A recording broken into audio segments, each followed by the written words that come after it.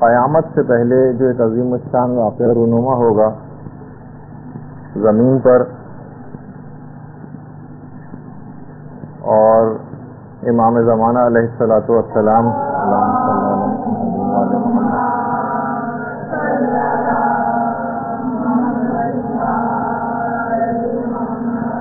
کے ظہور کی تفصیلات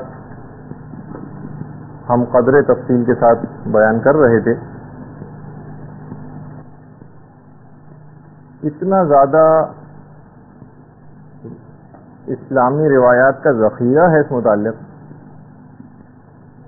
کہ آیت اللہ صافی گلپائگانی نے اپنی کتاب منتخب العصر میں 2870 روایات کی تعداد بتائی ہے جو کہ امام زمانہ سے متعلق آئی ہیں، اور پھر اس کی انہوں نے الگ الگ کیٹیگریز بھی کیے ہیں جو ابھی ہمیں بیان نہیں کرنا، لیکن تقریباً ایک تعداد کا جو مجموعہ امام سے متعلق ملتا ہے اس کی تعداد ہے 2870. منتخب العصر آیت اللہ صافی گلپائگانی کی کتاب. طالبات جس وقت ایران گئی تھیں تو آیت اللہ صافی گلپائگانی سے ملاقات بھی ہوئی تھی، ان کی کتاب ہے. اچھا، ہم کچھ ایسی علامات کا بھی تذکرہ کر رہے تھے جو کہ پوری ہو چکی ہیں یا جس کا مستقبل قریب کے اندر پورے ہونے کا امکانات موجود ہیں. البتہ اگر ہم ظہور امام کی علامات کو درجہ بندی کریں کہ اس زمانے کے لوگوں کے معاشرتی حالات کس طرح سے ہوں گے، سوشل ویلیوز کیا ہوں گی، ثقافتی طرز عمل کیا ہوگا وغیرہ وغیرہ، تو اس کا تو جب مطالعہ کرتے ہیں تو روایت میں شاید ہی بلکہ ایک حدیث بھی ایسی نہیں ملتی کہ جو نشانی پوری نہ ہو چکی ہو. مثلا پیغمبر ختم مرتبت صلی اللہ علیہ وآلہ وسلم فرماتے ہیں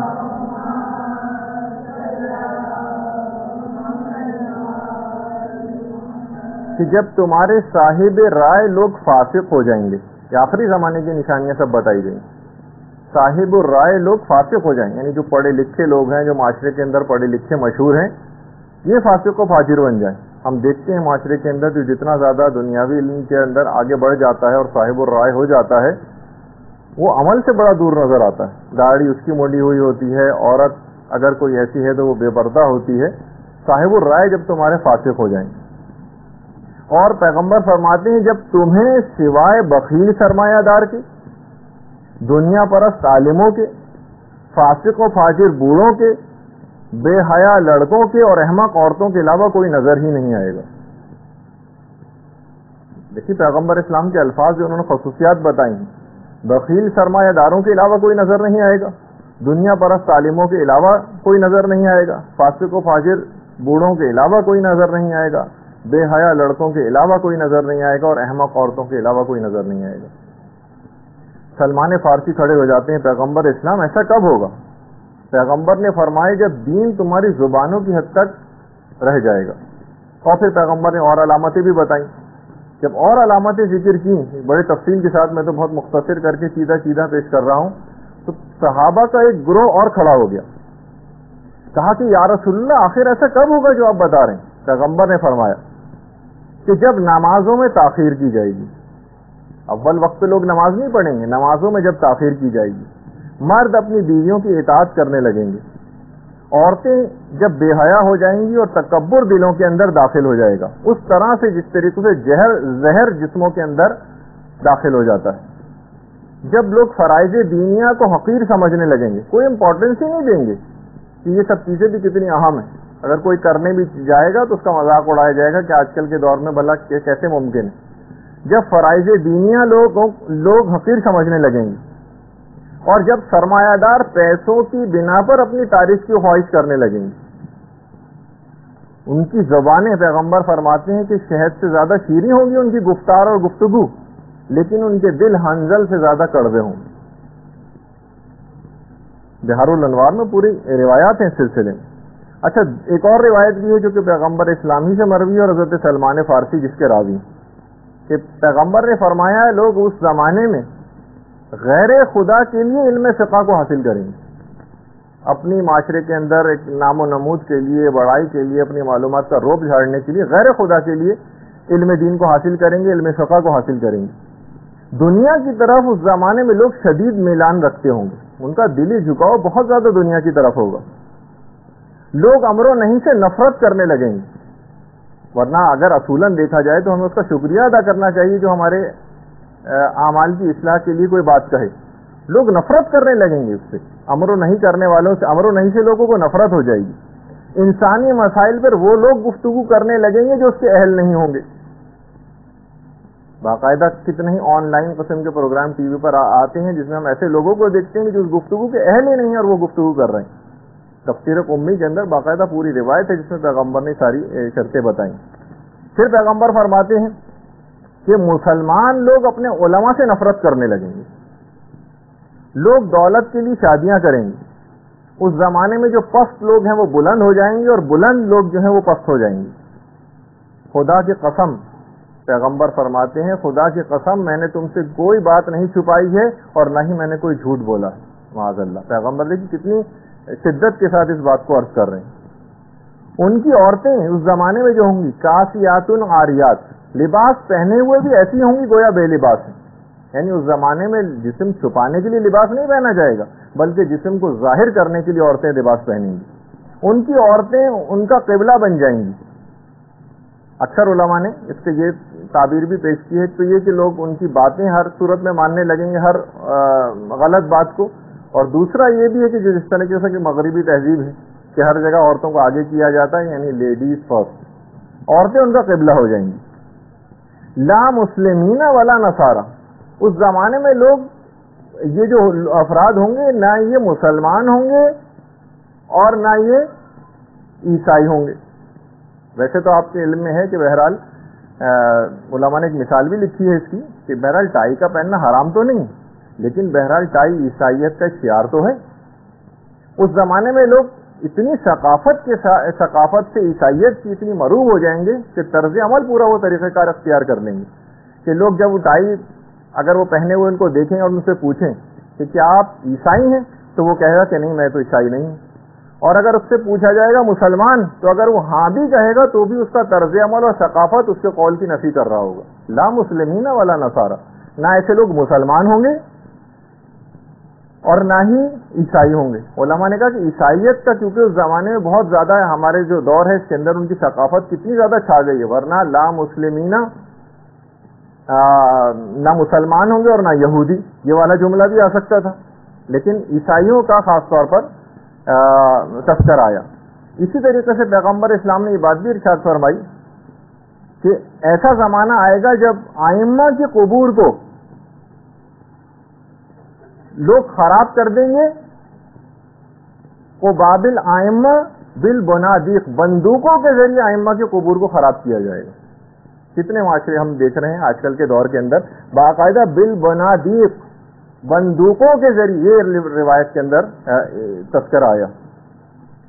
ابو ذر کی ایک اور روایت ہے آخری زمانے کے سلسلے میں کہ پیغمبر اسلام نے فرمایا کہ لوگ سود کے استعمال سے بالکل نہ شرمائیں گے۔ باقاعدہ بڑا فخریہ بیان کیا جائے گا کہ مثلا ہماری فلاں بینک کے اندر جاب ہے اور یہ ان کا عہدہ ہے اور فلاں پریولیجز ان کو وہاں سے مل رہے ہیں، اور لوگ ایسی اسکیموں کے اندر پیسہ لگا کے اور سود کو حاصل کریں گے۔ لوگ سود کے استعمال سے نہیں شرمائیں گے۔ اس وقت دین پر جو قائم افراد ہوں گے ان کا اجر 50 مومنین کے اعمال کے اجر کے برابر قرار دیا جائے گا۔ یعنی واقعی جب ایسا زمانہ آ جائے گا تو کتنا زیادہ ایسے افراد کو دین پر قائم رکھنا مشکل ہوگا، تو انہیں ایک مومن کو 50 مومنین کے اجر کے برابر ثواب دیا جائے گا۔ ابن مسعود کی ایک اور روایت میں پیغمبر اسلام نے فرمایا کہ اس زمانے میں عورتوں کا مہر اور گھوڑوں کی قیمت، دوسرے الفاظ میں گاڑیوں کی قیمت، اس میں اتنا زیادہ اضافہ ہو جائے گا کہ پھر اس کے بعد پھر قیامت تک اس کے اندر کوئی کمی واقع نہ ہوگی۔ اور اسی طریقے سے یہ تو پیغمبر اسلام نے بیان فرمائی، ورنہ مولا کائنات علی ابن ابی طالب علیہ الصلوۃ والسلام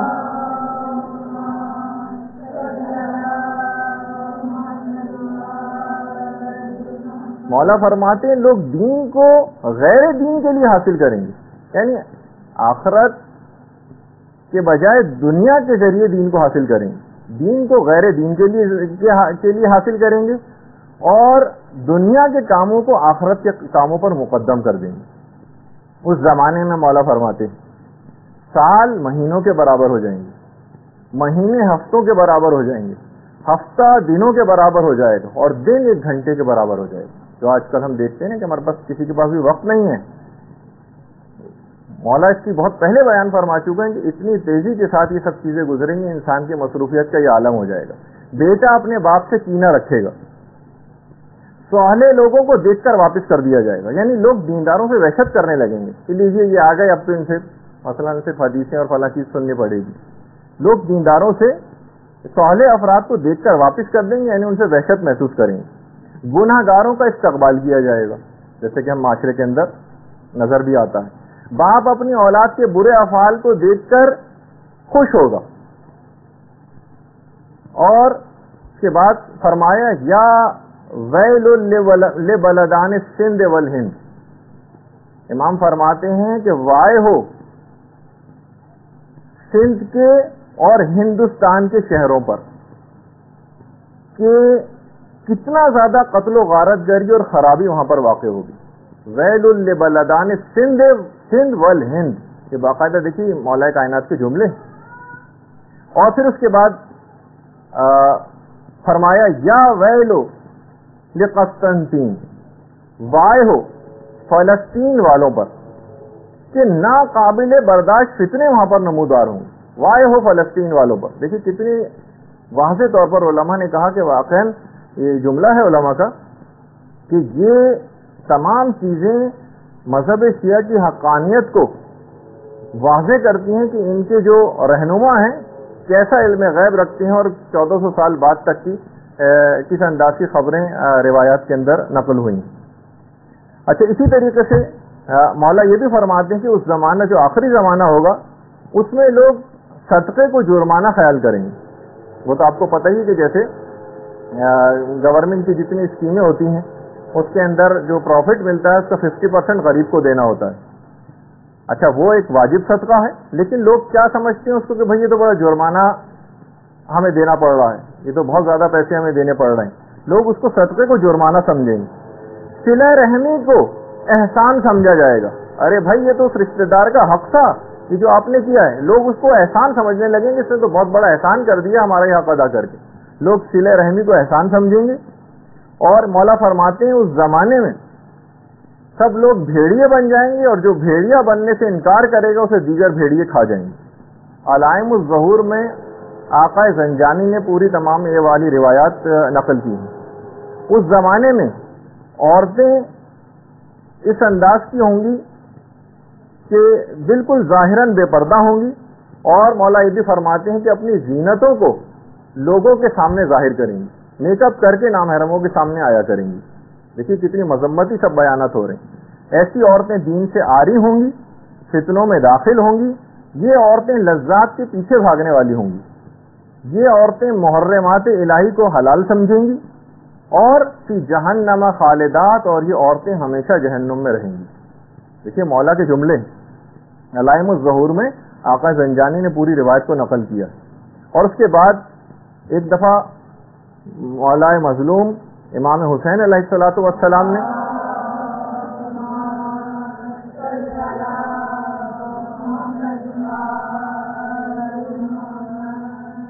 مولا علی سے پوچھا، مولا کائنات یا امیر المومنین، اللہ آخر کب زمین کو ان ظالموں سے پاک کرے گا؟ اس وقت پھر مولا نے ارشاد فرمایا جب قیام کرنے والا خراسان سے قیام کرے گا، جب خراسان سے قیام کرنے والا قیام کرے گا، وہ غالب الارض اور ملتان کے اوپر غلبہ حاصل کر لے گا۔ ہمارے پاکستان کے دیکھیے شہر کا نام آیا کہ کب امام کے ظہور کی علامت جو بتائی جا رہی ہے کہ آخر کب ظالموں سے زمین پاک ہوگی، تو امام نے فرمایا جب خراسان سے قیام کرے گا قیام کرنے والا، اور کوفے اور ملتان کے اوپر غلبے کو حاصل کر لے گا۔ اس کا مطلب ہے کہ مولا کا جو میں نے جس طرح پہلے جس کا اشارہ کیا تھا کہ جو روٹ بنتا ہے اس کے اندر ملتان بھی شامل۔ اسی طریقے سے ایک راوی کہتا ہے کہ ہم پانچویں امام محمد باقر علیہ الصلوۃ والسلام کی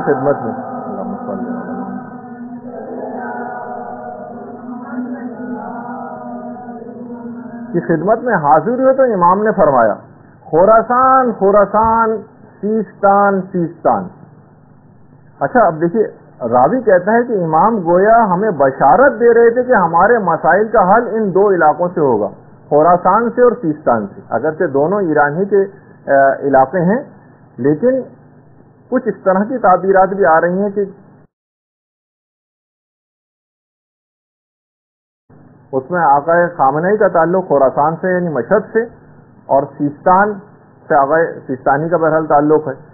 تو خراسان خراسان، سیستان سیستان۔ راوی کہتا ہے کہ گویا امام ہمیں بشارت دے رہے تھے کہ ہمارے مسائل کا حل ان دو علاقوں سے ہوگا۔ اچھا اسی طریقے سے پھر چھٹے امام جعفر صادق علیہ الصلوۃ والسلام،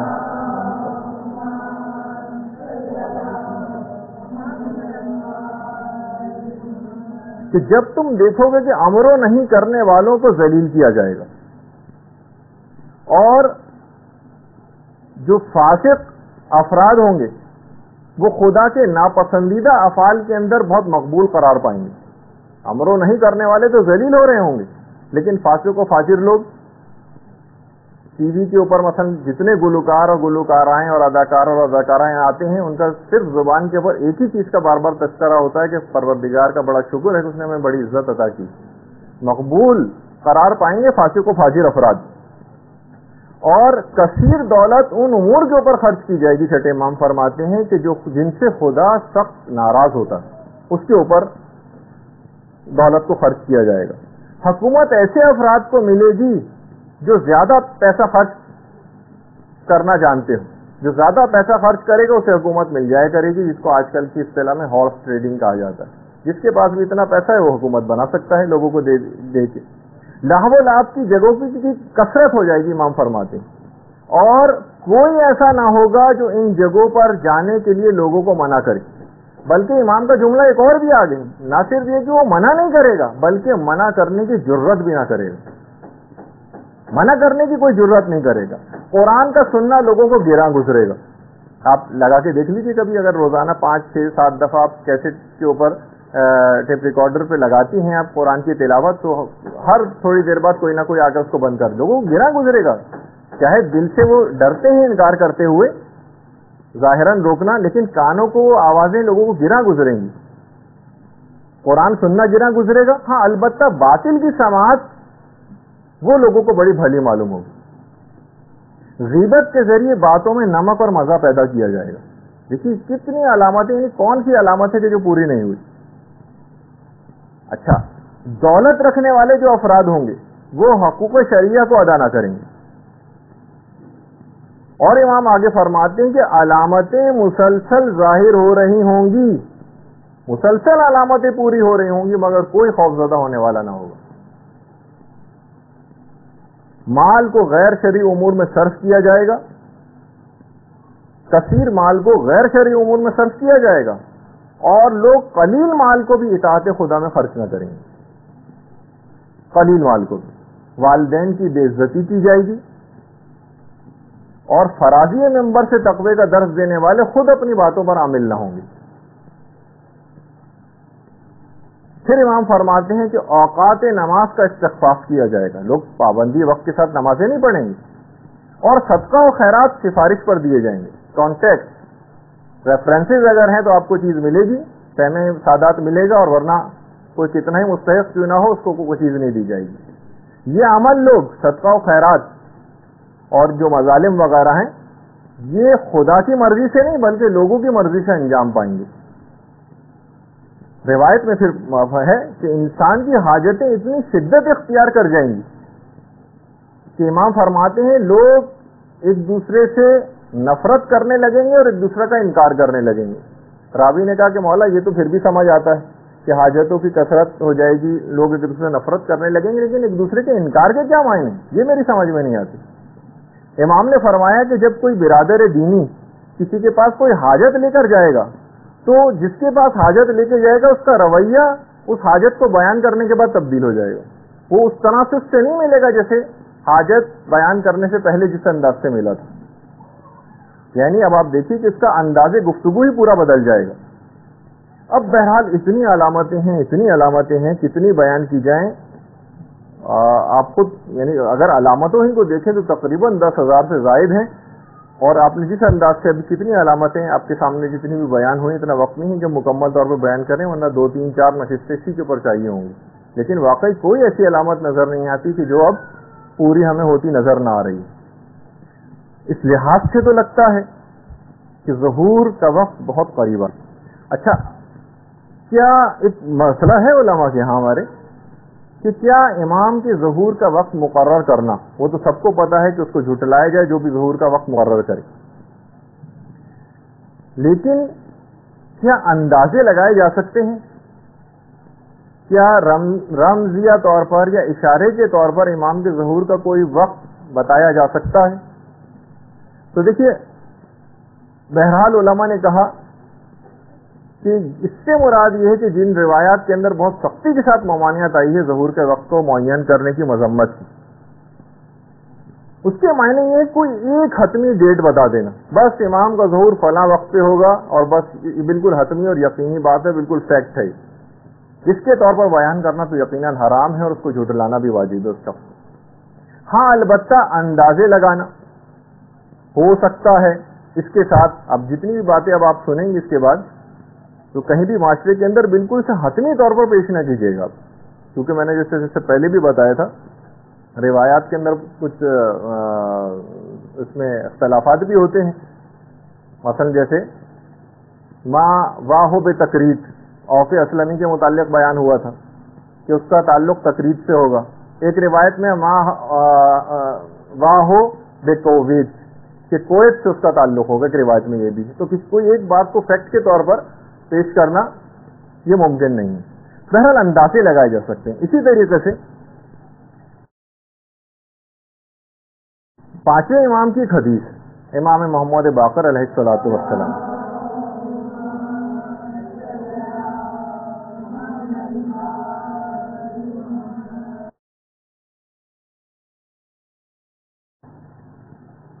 ہمارا قائم اس کے گزرنے کے بعد الف لام را میں قیام کرے گا. دیکھیے گا ایک حدیث جس کے اندر اب اس میں علماء نے اندازے لگانے شروع کی. علامہ مجلسی نے کہا کہ الف لام را میں قیام کرے گا بعد انقضاء, جب وہ الف لام جب وہ گزر جائے گا اس کے بعد قیام کرے گا. علامہ مجلسی فرماتے ہیں پورے قرآن میں الف لام را سے شروع ہونے والے 5 سورے, اگر ان کے اعداد نکالے جائیں تو 1155 بنتے ہیں وہ اعداد. اور اگر ہو سکتا ہے کہ راوی سے صاحب ہونے کی بنیاد پر اگر اس میں ہم الف لام میم را بھی شامل کر لیں تو اس کے جب اعداد ملائے گئے تو 1426 بنا. اس کے بعد قیام ہوگا, اور آج کل 1427 چل رہا ہے. اس لحاظ سے تو جو علامہ مجلسی کا اندازہ تھا اس سے بھی بس کچھ ہی بات آگے بڑھی. اور پرانے علماء نے جتنے اندازے لگائے ہیں اور علامہ مجلسی کے جو اندازے ہیں اس میں اگر ہم موجودہ اس کے اندر ایک امکان کے طور پر ایک پاسبلٹی ہے کہ اب سے لے کر 2025 کے درمیان میں ایک اندازہ ہے کہ امام کا ظہور متوقع ہے. علماء کی بات میں بتا رہا ہوں.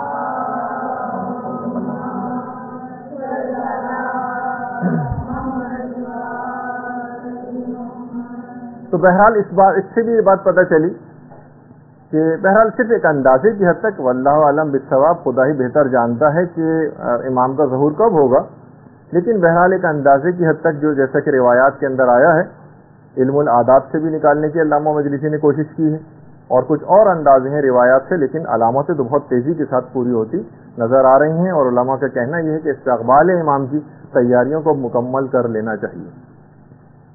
اچھا, اب ہم تھوڑی سی بیان کر رہے تھے امام, یہ تو سمجھنے کے لحاظ سے ذرا تمہیدی گفتگو ہوئی ہماری, لیکن ہم ایک سیریز کے اندر جو بہت سی باتیں بیان کر رہے تھے اس کے اندر ایک ذرا جب روایات کو ہم دیکھتے ہیں تو بہت زیادہ ظہور امام سے متصل سفیانی کا متعلق بہت زیادہ روایات آئی ہیں.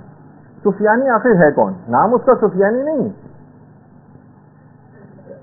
لگتا یہ ہے جو روایات سے بات پتہ چلتی وہ یہ ہے کہ سفیانی ایک عرب شخص ہوگا، عرب ہوگا، اور ایک جو آج کل نام نہاد so called Islamic heavy weights ہیں، مصر ہے، سعودی عرب ہے، امکان ہے کہ اس سے اس کا کوئی تعلق ہوگا۔ دشمنی اہل بیت کے اندر یہ شخص بے انتہا راسخ ہوگا، دشمنی اہل بیت میں۔ روایات میں ابھی اتنا وقت نہیں ہے لیکن ایک اشارہ کرتا گزرتا ہوں کہ روایات میں ہے کہ اس حد تک یہ دشمن ہوگا کہ یہ باقاعدہ اعلان کروا دے گا کہ جس شخص کا بھی نام محمد، علی، فاطمہ، حسن، حسین، زینب، رقیہ، باقر، جعفر، خدیجہ یہ ہو، ان سب کو گرفتار کر کے قتل کر دیا جائے۔ حتیٰ کہ یہ ایسے بچوں کو بھی نہیں چھوڑے گا، یہ ایسے بچوں کو بھی نہیں چھوڑے گا کہ جن کا یہ نام ہوگا، جن کا نام جو باقاعدہ روایتوں میں جملہ ہے کہ یہ تیل کو کھولانے کے بعد اس کے اندر بچوں کو ڈالے گا جو اس نام کے ہوں گے۔ تو بہرحال روایات میں یہ بھی ہے کہ یہ رجب کے آخر میں خروج کرے گا اور اس دن روز جمعہ ہوگا جب سفیانی ظاہر ہوگا۔ لگتا تو یہی ہے کہ بہرحال کہ یہ انہی اس نام نہاد اسلامی ممالک ہیں، اس سے اس شخص کا کوئی تعلق ہوگا۔ اور باقاعدہ دیکھیے اس کی حالات اتنے زیادہ ہیں کہ علماء نے پوری کتابیں سفیانی کے موضوع پر لکھی ہیں۔ السفیانی، علامہ محمد فقیہ نے پوری کتابیں لکھی اس شخص کے حالات کے اوپر۔ اور چھٹے امام نے بھی جملہ ارشاد فرمایا کہ سفیانی کا خروج بالکل حتمی، 9 ماہ کی اس کی ٹوٹل حکومت ہوگی۔ امام نے فرمایا کہ 9 مہینے سے تو ایک دن بھی اس کی حکومت زیادہ نہیں ہوگی، 9 ماہ بس اس کی حکومت قائم رہے گی۔ اس سے پہلے یہ حکومت حاصل کر لے گا اور بہت سارے علاقوں پہ اس کا قبضہ بھی ہو جائے گا۔ امام 5ویں امام یہ بات بھی بیان فرماتے ہیں کہ سفیانی کا خروج اور ظہور امام ایک ہی سال کے واقعات ہیں، یعنی سفیانی کا خروج، ظہور امام اور سید خراسانی کا ظہور، یہ تینوں واقعات اس طرح سے پے در پے ہوں گے کہ روایت میں اس طرح تسبیح کے دانے ایک دوسرے کے بعد آتے چلے جاتے ہیں، اس طرح سے ہوگا۔ بہار میں پوری تفصیل ہے اس کی۔ روایات میں یہ بھی ہے کہ یہ سفیانی جو عرب ہوگا، جو اتنے زیادہ مظالم کرے گا اور پھر جنگیں لڑے گا، یہ بنو امیہ کی نسل سے ہوگا اور جگر خوارہ ہندا کی اولاد میں سے ہوگا۔ جو مشہد کے جو امام جمعہ و جماعت ہیں، باقاعدہ انہوں نے تو خیر آج کل کی جو جگر خوارہ سے کونڈو لیزا رائس کو قرار دیا ہے کہ وہ ہے جگر خوارہ آج کل کے دور کی۔ خیر سفیانی اور ظہور امام ان دونوں میں فقط 6 مہینے کا فاصلہ ہوگا، جیسے کہ ہم نے پچھلی دفعہ اس کو ذکر کیا تھا۔ بعد میں بہرحال اس کی تفصیل ابھی آگے چل کے آئے گی کہ جب سفیانی کی امام سے جنگ ہوگی، سفیانی کو شکست ہو جائے گی، سفیانی کو گرفتار کر لیا، زندہ گرفتار ہو جائے گا سفیانی، اور امام کے اصحاب سفیانی کو گرفتار کر کے جب امام کی خدمت میں لے کر آئیں گے تو امام اس وقت نماز عشاء پڑھ رہے ہوں گے۔ امام کی نماز عشاء ختم ہونے کے بعد امام سفیانی کی طرف متوجہ ہوں گے۔ اس وقت سفیانی بہت زیادہ منت سماجت کرے گا اور معافی مانگے گا۔ امام اپنے اصحاب کی طرف متوجہ ہوں گے اور کہیں گے کہ تم بتاؤ کہ اب تم کیا کہتے ہو۔ امام کے اصحاب کہیں گے خدا کی قسم ہے مولا، ہم اس کے قتل سے کمتر پہ کسی چیز پر تیار نہیں ہوں گے، اس کو ہر صورت میں ہم قتل ہوتے دیکھنا چاہتے ہیں۔ کتنا خون ناحق اس شخص نے بہا دیا ہے، اب تعجب ہے کہ یہ معافی مانگتا ہے۔ امام ان کو فری ہینڈ دے دیں گے کہ جو چاہے پھر اس کے ساتھ تم سلوک کرو۔ بہرحال پھر اس کے بعد اس درندے کو قتل کر دیا جائے گا۔ اس کے قتل کے فوراً بعد سارے فتنے بالکل ختم ہو جائیں گے۔ اچھا لیکن اس سے پہلے، یہ تو ہم نے بالکل آخری اس کا انجام بتایا، اس سے پہلے کا جو روایت میں ہے کہ شروع میں سفیانی کی حکومت، اچھا سفیانی شروع میں بڑا عادلانہ طریقے سے عربوں کا ہیرو کے طور پر ابھر کر آئے گا کہ عربوں کے اندر لوگ کہیں گے کہ بھائی اس کے متعلق جو ہم نے باتیں سنی تھی تو ساری جھوٹی ہیں، تو بہت عادلانہ طور پر حکومت کر رہا ہے۔ لیکن اس کے بعد پھر وہ اپنے انداز و طریقے کو ظاہر کرے گا، اور بہرحال اس دور میں اس کی حکومت اردن، شام، فلسطین وغیرہ ان سب علاقوں کے اندر اس کی حکومت قائم ہو جائے گی۔ پھر یہ عراق پر حملہ کرے گا۔ اچھا روایات میں یہ بھی ہے کہ ترکی اور رومی، اچھا جہاں ترکی کا لفظ روایت میں آتا ہے ترکی افراد کا، اس سے مراد احتمال ہے کہ دو افراد یا تو روسی اس سے مراد ہیں یا چائنیز اس سے مراد ہے، یہ اور رومی، وہ تو جو میں نے آپ کو بتایا کہ امریکہ اور یورپ وغیرہ، کہ ترکی اور رومی بھی اس جنگ کے اندر کود پڑیں گے۔ بہرحال عراق میں سفیانی کی حکومت قائم ہو جائے گی۔ اس کی اصل بدقسمتی اس وقت شروع ہوگی سفیانی کی جب یہ ایران پر حملے کے لیے نکلے گا اور سید خراسانی سے اس کی مٹبھیڑ ہوگی۔ اس وقت یہ اپنا ایک لشکر حجاز بھجوائے گا، اور البتہ اس لشکر میں خود یہ موجود نہیں ہوگا، یعنی بھجوائے گا، اور مدینے سے جب اس کا لشکر وہاں پر تباہی پھیلا کر مکے کی طرف، امام کی طرف آ رہا ہوگا، اسی زمانے میں امام مکے میں ظہور کر چکیں گے۔ اللہم صلی علی محمد وآل محمد۔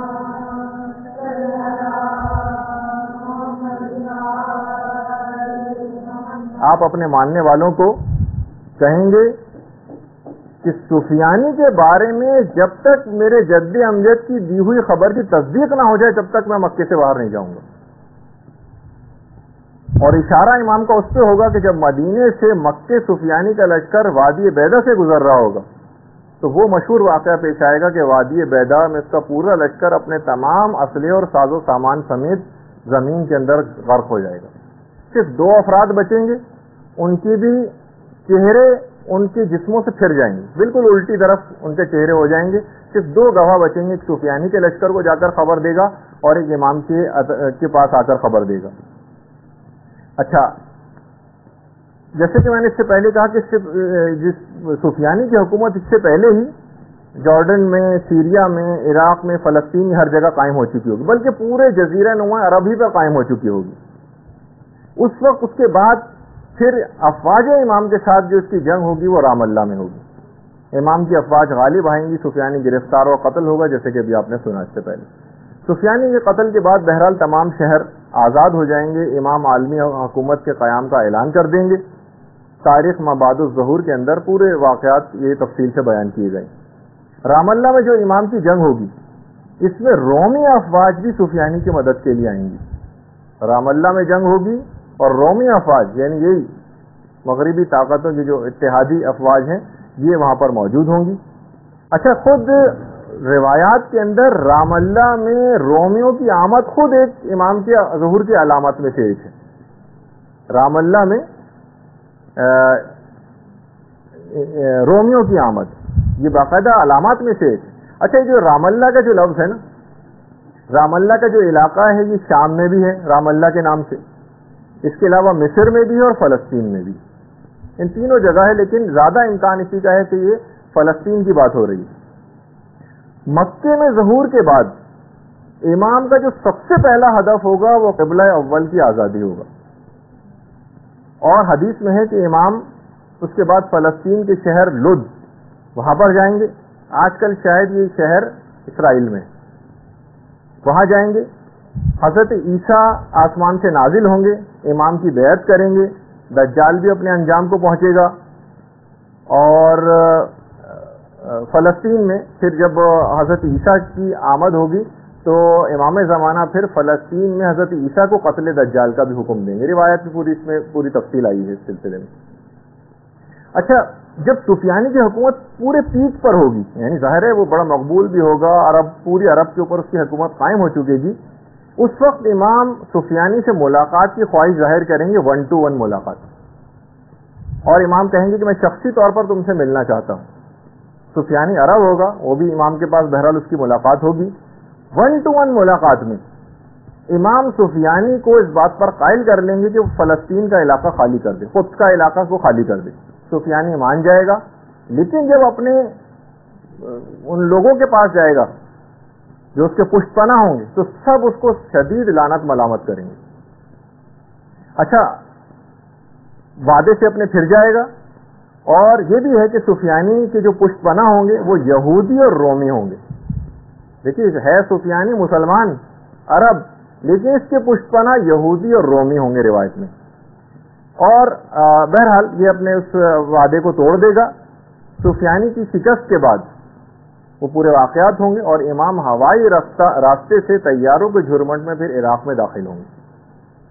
5ویں امام یہ بیان فرماتے ہیں کہ امام جب عراق پہنچیں گے تو نور کے 7 قبوں میں ہوں گے، اور یہ پتہ نہیں ہوگا کہ امام اس میں سے کس کے اندر ہے. دیکھیے جو سیکیورٹی ریزن اس زمانے میں بھی ہوں گے، جیسے کہ آج کل بھی ہوتا ہے کہ کئی اگر ایسے ہوتے ہیں جو اہم ترین لوگ ہوتے ہیں، اس میں کچھ ڈمی طور پر بھی کچھ ایسے جہاز اور گاڑیاں ہوتی ہیں کہ پتہ نہیں چلتا کہ اس میں اہم شخصیت کس میں.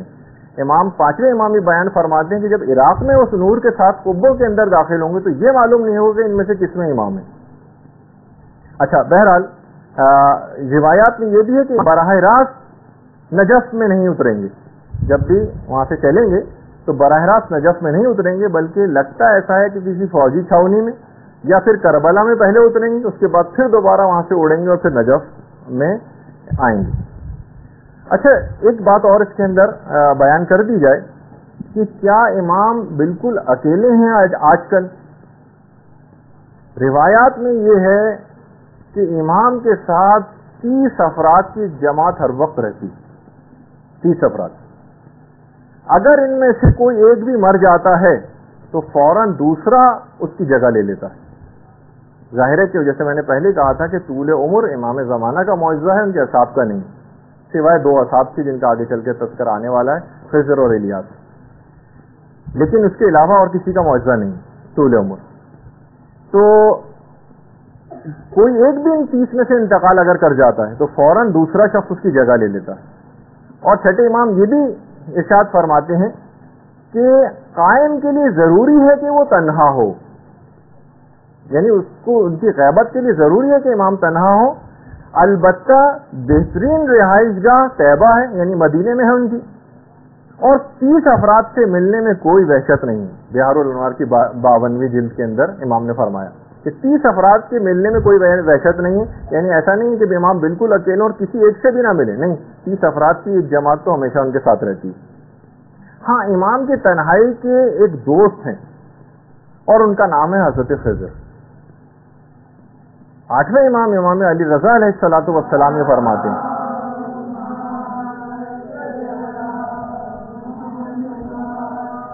کہ خضر نے آب حیات پی لیا اور اب یہ سور پھونکے جانے تک زندہ رہیں گے. حضرت خضر ہمارے پاس آتے ہیں، ہمیں سلام کرتے ہیں، ہم ان کی آواز سنتے ہیں، ہم انہیں دیکھتے ہیں، اور جب بھی کبھی یاد کریں تو حضرت خضر حاضر ہو جاتے ہیں. اور امام فرماتے ہیں جب بھی تم کبھی حضرت خضر کو یاد کیا کرو، یعنی ہم لوگوں سے خطاب ہے، جب بھی تم حضرت خضر کو یاد کرو یا دوسرے الفاظ میں ان کا ذکر پڑھو تو حضرت خضر کو سلام ضرور کیا کرو. اچھا، اعمال کے موسموں میں امام فرماتے ہیں کہ حضرت خضر حاضر ہوتے ہیں، مناسک حج بجا لاتے ہیں، حتیٰ کہ میدان عرفات میں موجود ہوتے ہیں، مومنین کے لیے دعا کرتے ہیں، اور مومنین جتنی دعائیں کر رہے ہوتے ہیں حضرت خضر اس کے اوپر آمین کہتے ہیں. اچھا، اسی طریقے سے امام فرماتے ہیں کہ حضرت خضر کے ذریعے امام کی تنہائی کو انس میں تبدیل کر دیا جائے گا. تنہائی حضرت حجت کی تنہائی کو حضرت خضر کے ساتھ جوڑ دیا جائے گا، اور وہ حضرت خضر امام زمانہ کے تنہائی کے انیس اور جلیس ہوں گے. اچھا، اتنا اور بتا دیا جائے، جیسے کہ ایک دفعہ ہم پہلے عرض کر چکے ہیں کہ حضرت خضر نبی نہیں تھے. حضرت خضر ایک مرد صالح تھے، ایک نیک آدمی تھے. البتہ خود ایک دفعہ حضرت خضر سے یہ بات پوچھ لی گئی کہ آخر آپ کو اتنا بڑا مقام اور مرتبہ مل کیسے گیا؟ کیا آپ نبی خدا یعنی موسیٰ کے معلم قرار پا رہے ہیں؟ اتنا بڑا مقام آپ کو کیسے ملا؟ تو حضرت خضر کا جواب یہ تھا، گناہوں کو ترک کرنے کی وجہ سے. گناہوں کو ترک کرنے کی وجہ سے حضرت خضر کو اتنا بڑا مقام اور مرتبہ ملا. اچھا، حضرت خضر آج کل کرتے کیا ہیں؟ خیر، یہ ہمارے موضوع بحث نہیں، صرف ایک لائن ہی کے اندر علماء نے کہا کہ دیکھیے حضرت خضر کا ایک واقعہ قرآن کے اندر حضرت موسیٰ کے حوالے سے. اس چھوٹے سے عرصے کے اندر حضرت خضر کے جو 3 اقدامات قرآن کے ہیں، جو میں ابھی ذکر نہیں کروں گا اس کی تفصیل میں ورنہ جانا پڑے گا، تینوں اہم کام بڑے دور رس نتائج کے حامل تھے. بچے کا قتل کر دیا تھا اور دیوار بنائی تھی، اور اس کے آئندہ آنے والی نسلوں میں اس کے اثرات کو ظاہر ہونا تھا. تو علماء نے کہا کہ اس چھوٹے سے واقعے میں حضرت خضر کے اتنے بڑے بڑے کام ہیں، تو حضرت حجت کے ساتھ 1000 سال سے زیادہ زندگی گزار رہے ہیں، تو نامعلوم نہ جانے کتنے کام حضرت خضر نے انجام دیے ہوں گے جو امام زمانہ کے ظہور کے بعد پتہ چلیں گے کہ حضرت خضر اس دوران کیا کرتے رہے. بلکہ امام نے یہ فرمایا کہ خدا رحمت نازل کرے میرے بھائی موسیٰ پر، اگر انہوں نے اس عالم سے یعنی خضر سے جلدی جلدی سوالات نہ کیے ہوتے اور کچھ صبر کیا ہوتا تو نہ جانے کتنے عجائبات حضرت خضر سے دیکھتے، لیکن انہوں نے بڑی جلدی کر کے اس معاملے کو ختم کر دیا. اچھا بہرحال بتا دیں 130 تو یہ افراد ہوئے جن کا ابھی تذکرہ آپ نے سنا. کفنی ہمارے ایک بہت بڑے عالم ہیں، انہوں نے مصباح ایک کتاب ہے اس کے حاشیے کے اندر لکھا ہے، اور سفینۃ البحار میں شیخ عباس قمی نے لکھا ہے. یہ امپورٹنٹ ایک بات ہے کہ زمین کبھی بھی قطب سے خالی نہیں ہوتی، قطب خاص توئے بے، اور 4 اوتاد تو اس میں لازمی ہوتے ہیں، الف واو تے الف دال اوتاد. یہ اوتاد تو ہر صورت میں ہوں گے. 40 ابدال ہوں گے، 70 نجبا ہوں گے، اور 360 صالحین ہوں گے. ایک قطب، 4 اوتاد، 40 ابدال، 70 نجبا اور 360 صالحین. اچھا قطب تو امام زمانہ اجل اللہ تعالیٰ فرجہ الشریف کی ذات گرامی ہے. اللہم صلی علی محمد وعلی محمد. اور 4 اوتاد ہیں، 4 اوتاد ہیں، کیونکہ کہا جاتا ہے روایات میں بھی کہ زمین کی مثال خیمے کی سی ہے جس میں درمیانی ستون تو امام زمانہ کی ذات گرامی ہے، اور 4 اوتاد جو ہیں وہ اس کی تنابیں ہیں، یعنی 4 اوتاد اس کی تنابیں ہیں یعنی زمین کی. حضرت خضر اور حضرت الیاس بھی اوتاد میں شامل ہیں. حضرت خضر بھی اوتاد میں سے ہیں، ان 4 جو تنابیں ہیں ان میں سے 2 تو حضرت خضر. اور یہ جو اوتاد ہوتے ہیں یہ دائرہ قطب سے چپکے ہوئے ہوتے ہیں اور کبھی اس سے جدا نہیں ہوتے. اور یہ جو اوتاد ہیں یہ پلٹنے کی حد تک بھی کبھی یاد خدا سے غافل نہیں ہوتے. اور روایات میں ہے کہ یہ قوت لا یموت جمع کرتے ہیں اور مقدار حاجت سے زیادہ نہیں لیتے دنیا سے، یعنی ان کی ایک خصوصیت. اچھا دیکھیے قطب میں تو عصمت شرط ہے، وہ تو امام کی ذات ہے، اس میں تو عصمت ہونا لازمی. البتہ اوتاد اور ابدال کے اندر شرط نہیں. البتہ جو اوتاد میں حضرت الیاس شامل ہیں وہ کیونکہ نبی ان میں عصمت ہے، حضرت خضر میں عصمت نہیں ہے لیکن محفوظ عن الخطا ہے. اور اس کے علاوہ جو 2 اوتاد اور ہوں گے جن کا نام تو روایت میں نہیں ہے، کبھی بہرحال ان سے کبھی اگر غفلت ہو بھی جائے کیونکہ غیر معصوم ہے تو بھی بہرحال دعا اور استغفار اور ذکر کے نتیجے میں یہ اس کی تلافی کر دیتے ہیں. اچھا عمدن یہ اوتاد جو ہیں کبھی کوئی گناہ نہیں کرتے سوائے انبیاء کے، جو تو ان کی تو عصمت خیر شرط ہے. اور جو نجبا اور صالحین ہیں ان کی صفت عدالت ہے. یہ جو زمین کبھی بھی ان سے خالی نہیں ہوتی. ان سے اگر کبھی لغزش ہو بھی جائے تو بھی استغفار کے ذریعے فوراً اس کی تلافی کر دیتے ہیں. اچھا اب کفمی فرماتے ہیں اگر ایک شخص بھی ان میں سے کم ہو جائے تو فوراً نیچے والا جو درجہ ہوتا ہے اس سے ایک آدمی اوپر آ جاتا ہے اور اس درجے کے اندر پہنچ جاتا ہے، نیچے والے درجے کے اوپر لایا جاتا ہے. صالحین میں جن کی تعداد 360 ہے ان میں سے اگر کوئی ایک کم ہو جائے تو پھر عوام میں سے کسی ایسے شخص کو اوپر لایا جاتا ہے جو اس کا اہل ہوتا ہے. اچھا حضرت خضر اور حضرت الیاس جیسے کہ میں نے کہا کہ یہ دونوں بھی زندہ ہیں، ایک بڑی لمبی عمر ان کو دی گئی ہے، اور دونوں ہر سال عرفات میں کے میدان میں اکٹھے بھی ہوتے ہیں.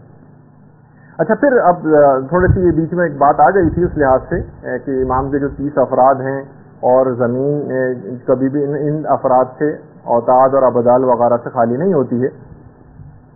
اچھا جب قدس آزاد ہو جائے گا اور فتح ہو جائے گا تو اس وقت امام کا لشکر لاکھوں کی تعداد میں ہو جائے گا. اس وقت امام کا لشکر لاکھوں کی تعداد میں ہوگا اور کروڑوں لوگوں کی حمایت امام کو حاصل ہو جائے گی. اچھا حیرت انگیز بات یہ ہے کہ امام کے اس لشکر میں زیادہ تر عاجم اور ایرانی ہوں گے، یعنی عجمی یعنی غیر عرب زیادہ ہوں گے امام کے لشکر میں. بلکہ ابن عربی، محی الدین ابن عربی جن کی بڑی مشہور کتاب فتوحات مکیہ ہے، کہا کہ یہ سب عاجم میں سے ہوں گے امام کے لشکر کے زیادہ تر افراد، اور یہ ہوں گے تو عجمی لیکن عربی کے سوا کسی زبان میں بات نہ کریں گے.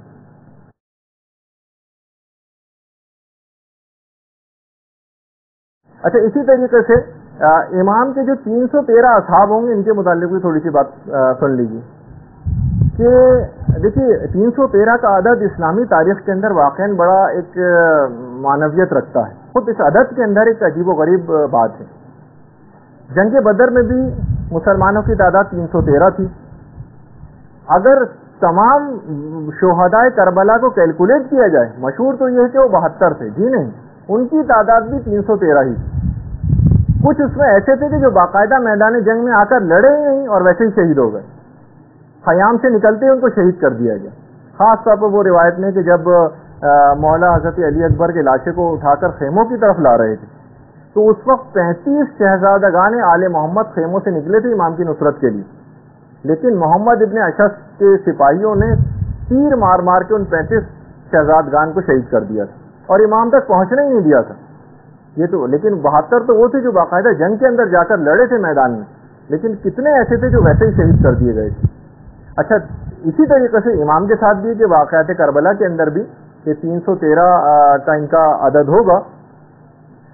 البتہ جو امام زمانہ کے ساتھ لوگ ہیں ان کے متعلق بھی یہی ہے کہ ان کا بھی عدد 313 ہی ہے، 313 کا عدد. اچھا، مولا نے جو ان 313 کے جو نام اور پورے شہر خطبے کے اندر آئے ہیں کہ 313 افراد کے نام کیا ہیں، ان کے شہر کیا ہیں، اس میں ہمارے سندھ سے بھی ایک نام ہے 313 میں جس کا نام عبد الرحمان امام مولا کائنات نے لیا ہے ان 313 میں. اچھا، بہت سارے شہر تو ایسے ہیں ان میں کہ جو بڑے نامانوں سے ابھی تک شاید بنے ہی نہیں ہیں وہ شہر. اچھا، جو اور شہروں کے نام آئے ہیں کہ کن کن علاقوں سے ان 313 کا تعلق ہوگا، تو اس میں آرمینیا بھی ہے اور اس میں اصفہان کا نام بھی آیا ہے، اسکندریہ کا نام بھی آیا ہے، انطاکیہ کا نام بھی آیا ہے، مصر کا نام بھی آیا ہے، شام کا بھی نام آیا ہے، نجف کا بھی ہے، اور اس کے علاوہ فلسطین کا بھی نام ہے، یمن کا بھی ہے، ایتھوپیا کا بھی ہے جسے حبشہ جو پرانے زمانے میں کہا جاتا تھا. اس کے علاوہ حلب ہے، دمشق ہے، اور سرادیپ، یہ جو سیلون جو موجودہ سری لنکا ہے، یہاں سے بھی ایک نام ہے روایت میں 313 میں. قم سے نام ہے، طالقان سے نام ہے، لبنان سے ہیں، مکے سے ہیں، مدینے سے ہیں. اچھا، اس طرح سے کر کے بہت سارے، یعنی جو 313 لگتا ہے کہ پوری دنیا کو اس طرح سے بہرحال ایک کور کیا گیا ہے ان 313 افراد میں. اچھا، یہ جو 313 امام کے جو صحابی ہوں گے ان میں سب کا اسٹیٹس برابر نہیں ہوگا. یعنی ایسا نہیں کہ 313 بالکل ایک کیٹیگری کے ہوں، نہیں، ان میں سے 112 ایسے ہوں گے جو ان 313 میں سے 112 جن کا اسٹیٹس اور افضلیت دوسرے لوگوں سے زیادہ ہوگی. اچھا، یہ 313 جمع کیسے ہوں گے؟ یہ بھی پورا روایات کے اندر آیا ہے. باقاعدہ غیبت نعمانی میں ہے کہ پانچویں امام یہ جملہ ارشاد فرماتے ہیں کہ جو چل کر آنا چاہے گا اس کے لیے تو طے الارض ہوگا. یہ 313 افراد میں سے یہ اگر پیدل چل کے آنا چاہیں تو ان کے لیے طے الارض ہوگا. قدم آگے بڑھائیں گے اور اگلا قدم مکے میں ہوگا. کچھ کو عالم خواب میں یہ اپنے اپنے علاقوں کے اندر سو رہے ہوں گے، ان کو عالم خواب اور نیند کی حالت ہی میں اپنے بستروں سے اٹھایا جائے گا اور ان کی آنکھ کھلے گی تو اپنے آپ کو حضرت حجت کے سامنے پائیں گے مکے میں. کچھ ان میں افراد ایسے ہوں گے. کچھ ایسے افراد بھی ہوں گے جو امام نے فرمایا کہ جو بادلوں پر سوار ہو کر آئیں گے، اور نہ جانے اس زمانے میں ٹیکنالوجی کس انداز کی ہو جائے گی کہ روایات میں ہے کہ بادلوں سے ان کا نام اور ان کے والدین کا نام اور ان کے شہر کا نام نشر ہو رہا ہوگا بادلوں میں سے. اچھا، مولا سے پوچھا گیا کہ مولا یہ جو 3 کیٹیگریز بیان کی ہیں ان میں سے افضل کون ہوگا؟ ٹریولرز کرنے والے جو نیند کی حالت میں مکے میں لائے جائیں گے وہ، یا جو بادلوں پہ سفر کر کے آئیں گے؟ بادلوں پہ سفر کے معنی ہو سکتا ہے کہ بائی ایئر جہازوں کے ذریعے کچھ افراد آ رہے ہوں. امام نے فرمایا جو بادلوں پر سفر کر کے آئیں گے یہ ان افراد سے افضل ہوں گے. اچھا، ان کے متعلق امام نے کہا کہ قرآن کی آیت انہی کے متعلق آئی ہے، اینما تکونوا یاتی بکم اللہ جمیعا، تم جہاں کہیں بھی ہوں گے خدا تم کو ایک جگہ پر جمع کر دے گا. قرآن کی آیت ہے، تم جہاں کہیں بھی ہو خدا تم کو ایک جگہ پہ جمع کر دے گا. یہ 313 افراد روایت میں کہ جہاں کہیں بھی جائیں گے لوگ ان سے بڑے مروب ہو جائیں گے. اچھا، اب ایک سوال یہاں پر یہ پیدا ہوتا ہے کہ ہم آخر کیسے ایسے افراد میں امام کے انصار میں کیسے شامل ہوں؟ تو یہ جو ابھی آپ نے آیت سنی تھی اینما تکونوا یاتی بکم اللہ جمیعا، اس کی میں نے پوری نہیں پڑھی، اسی وجہ سے کہ یہ دوسرے والے سوال میں اس کو پوری پڑھوں گا کہ آخر ہم کیسے اس میں شامل ہو سکتے ہیں. قرآن کی پوری آیت کیا ہے؟ فاستبقوا الخیرات اینما تکونوا یاتی بکم اللہ جمیعا، یہ ہے پوری آیت۔ نیکیوں میں سبقت اختیار کرو، ایک دوسرے سے بازی لے جانے کی کوشش کرو، تم الگ الگ بھی ہوں گے تو خدا تم کو ایک جگہ پر جمع کر دے گا۔ فاستبقوا الخیرات، نیکیوں میں ایک دوسرے پر سبقت لے جانے کی کوشش کرو۔ اینما تکونوا یاتی بکم اللہ جمیعا، تم جہاں کہیں بھی ہوں گے خدا تم کو ایک جگہ پر جمع کر دے گا۔ اچھا اس کے اندر آپ نے دیکھا کہ بہرحال اس آیت کے اندر ایک عموم پایا جاتا ہے، کوئی قید نہیں، عموم ہے، یعنی ہم آپ بھی شامل ہو سکتے ہیں۔ اور باقاعدہ منتخب الاثر میں آیت اللہ صافی گل پائیگانی نے اس آیت کی تفسیر میں مولا کائنات کی ایک روایت بھی بیان کی، کیا کہ مولا فرماتے ہیں یہاں الخیرات، نیکی سے مراد ہم اہل بیت مراد ہیں، ہماری طرف آنے میں جلدی کرو، یعنی ان کی اطاعت میں جلدی کرو، اور اس کے بعد جہاں کہیں بھی تم ہوں گے خدا تم کو ایک جگہ پر جمع کر دے گا۔ اچھا اب جس شخص کو بھی یہ پسند ہے کہ وہ امام کے اصحاب میں شامل ہو جائے تو روایت میں کیا اس کے لیے آیا ہے؟ کچھ اقدامات وہ کرے۔ فَلْيَنْتَظِرُوا، سب سے پہلی تو چیز یہ ہے کہ وہ پوری آمادگی کے ساتھ امام کا انتظار کرے، یعنی اپنے آپ کو امام کے لیے آمادہ کرے، اور کوئی گناہ نہ کرے، اپنے آپ کو بہرحال گناہوں سے بچائے، وہ محاسن الاخلاق، اور بہترین اخلاق سے اپنے آپ کو آراستہ کرے۔ ایسے شخص حقیقی منتظر شمار ہوگا، اور واقعی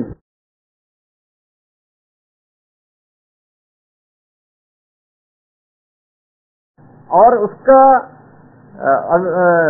اگر وہ شخص مر بھی گیا اور امام زمانہ کا ظہور اس کے بعد ہوا تو اس کو بالکل وہی ثواب ملے گا جو اگر وہ امام زمانہ کے ظہور کو پا لیتا، تو بالکل وہی ثواب اس کو ملے گا۔ اچھا یہ جو 313 افراد امام کے پاس ہوں گے یہ پہنچ جائیں گے امام کے پاس، لیکن امام اس وقت تک مکے سے باہر نہیں جائیں گے جب تک کہ امام کے پاس 10,000 کی تعداد نہ ہو جائے۔ چھٹے امام سے پوچھا گیا راوی نے کہ مولا کیا یہ جو 313 افراد کیا فقط یہی ہوں گے؟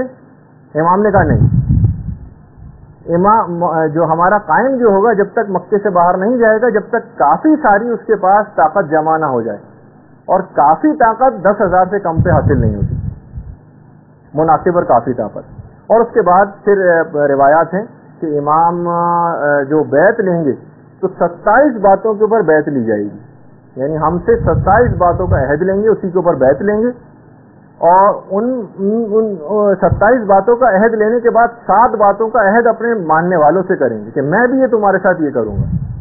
اس کی ابھی تو 8 باتوں کا، بلکہ اس کا ابھی موقع نہیں ہے بیان کرنے کا، لیکن چند ایک صرف بیان کر دیتا ہوں۔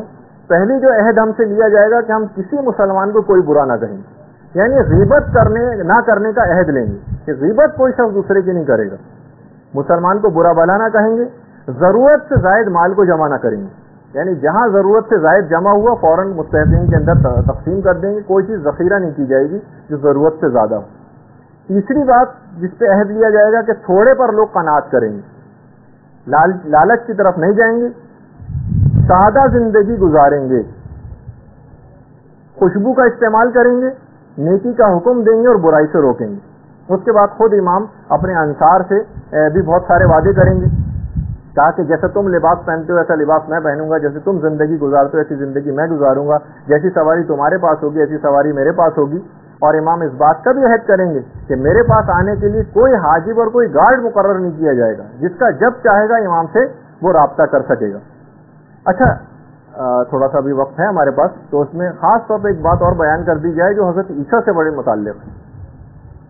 دیکھیے حضرت عیسیٰ کی آمد جو ابھی آپ نے اس سے پہلے سنا کہ قدس میں لد جو ایک شہر ہے وہاں پر حضرت عیسیٰ کی آمد ہوگی، اس کے بعد حضرت عیسیٰ پھر شام جائیں گے، اور تمام دنیا عیسائیت کو اور دنیا یہودیت کو حضرت عیسیٰ باقاعدہ قائل کریں گے جا کر، اور اسلام کی طرف ان کو راغب کریں گے۔ اور قرآن کی ایک آیت بھی ہے جو علماء نے کہا کہ جو واقعی بالکل سمجھے اس کے اندر تو بالکل مسئلہ ہی واضح ہو جاتا ہے، وَإِنَّ مِنْ أَهْلِ الْكِتَابِ إِلَّا لِيُؤْمِنُنَّ بِهِ، یہ دلیل ہے باقاعدہ کہ کوئی اہل کتاب ایسا نہیں ہوگا سوائے اس کے کہ وہ ایمان لے آئے گا، مسلمان ہو جائے گا، یعنی کوئی یہودی اور عیسائی ایسا نہیں بچے گا۔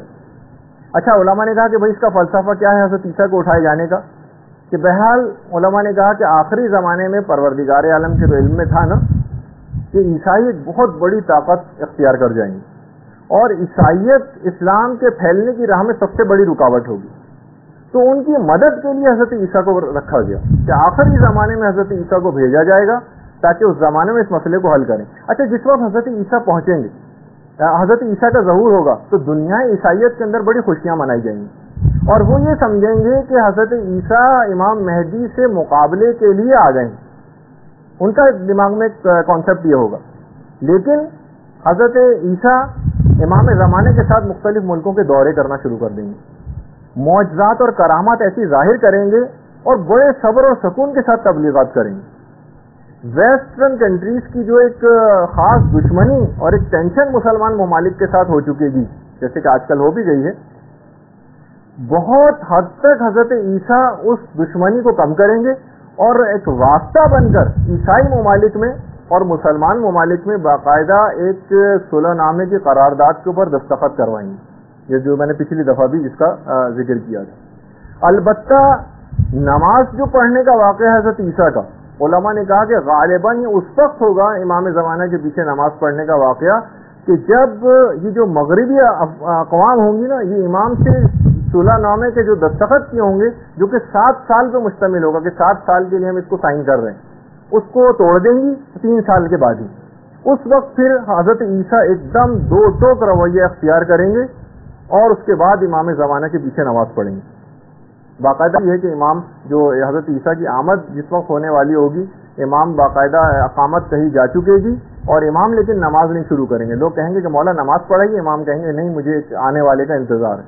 یہاں تک کہ حضرت عیسیٰ سرخ کپڑوں میں آسمان سے نازل ہوں گے اور اس وقت حضرت عیسیٰ کی حلیہ مبارک بھی بیان کیا گیا ہے کہ بالکل حضرت ابراہیم کے مشابہ ہوں گے, یعنی حضرت ابراہیم کی شکل کے ہوں گے, سرخ رنگ کا لباس ہوگا, کنگھی کی ہوئی ہوگی اور بالوں میں پانی کے قطرات ہوں گے. باقاعدہ ایک ہے کہ اس کے بعد پھر وہ امام زمانہ حضرت عیسیٰ سے کہیں گے کہ آئیے اے عیسیٰ نبی خدا آپ آ کے نماز پڑھائیں. وہ کہیں گے کہ نہیں, یہ اقامت آپ کے لیے کہی گئی ہے, آپ ہی اس کی نماز پڑھائیں گے اور میں آپ کا وزیر بنا کے بھیجا گیا ہوں, امیر بنا کر نہیں.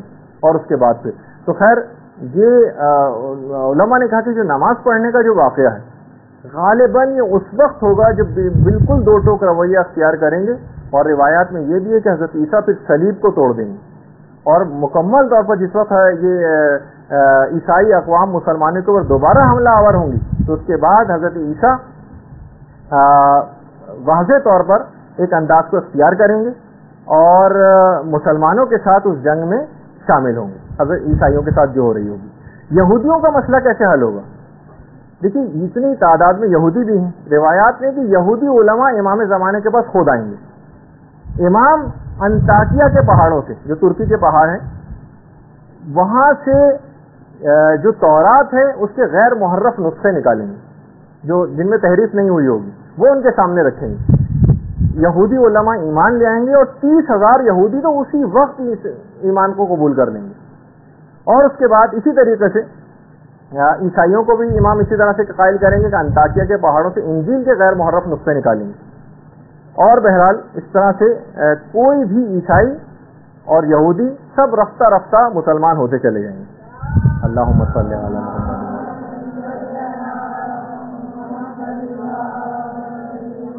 روایات میں ہے کہ یہ جو یہودی اور عیسائی تو اس طرح سے مسلمان ہو ہی رہے ہوں گے, لیکن جو اور ممالک ہیں جیسے فارس کے جو ممالک ہیں یا مثلا جہاں پہ بدھزم ہے یا مثلا چینی ہیں, یہ بھی اس سے متاثر ہوئے بغیر نہ رہ سکیں گے اور ان کے اندر بھی تیزی کے ساتھ اسلام پھیلنے لگے گا. اچھا اسی طریقے سے پھر دیگر بڑی روایات ہیں اس کے بعد کہ سب آہستہ آہستہ.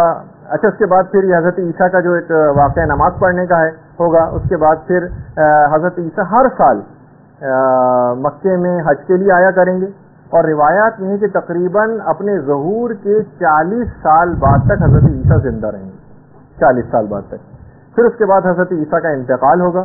امام زمانہ خود حضرت عیسیٰ کی تجہیز و تقسیم کریں گے, تمام رسومات کو انجام دیں گے اور اس اونی کپڑے میں حضرت عیسیٰ کو کفن دیا جائے گا جو حضرت مریم نے اپنے ہاتھوں سے بونا تھا, اسی میں ان کو کفن دیا جائے گا اور قدس میں حضرت مریم کی قبر کے قریب ہی حضرت عیسیٰ کو دفن کیا جائے گا. اچھا، اس دوران امام کی ہر جگہ پہ اس حد تک حمایت اور وہ سب کچھ شروع ہو چکے گی، مقبولیت، کہ امام کے متعلق ملتا ہے کہ جس وقت امام سیریا میں داخل ہوں گے وہاں بغیر جنگ کے داخل ہوں گے۔ مسلم میں بھی ہے، ترمذی میں بھی ہے روایت کہ یہودی تم سے جنگ کریں گے